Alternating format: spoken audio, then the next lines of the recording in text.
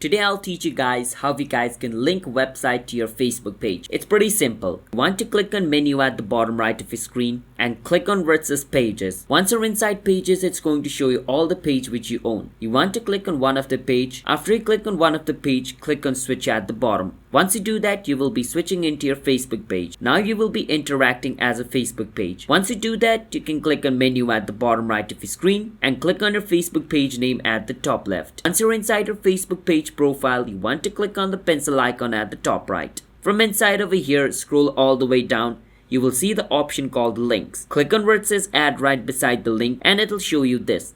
Now since we want to add a website link, we want to click on add website. Over here you need to enter the website's link. So I will enter a website link, which is my website, and after I do that I can click on done and a website will be added over here.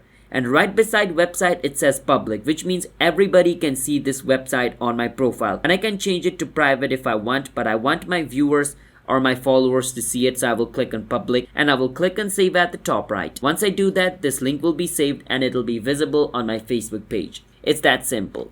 So if you guys found our video helpful, hit the subscribe to our channel How to Guide. I'll see you guys next time.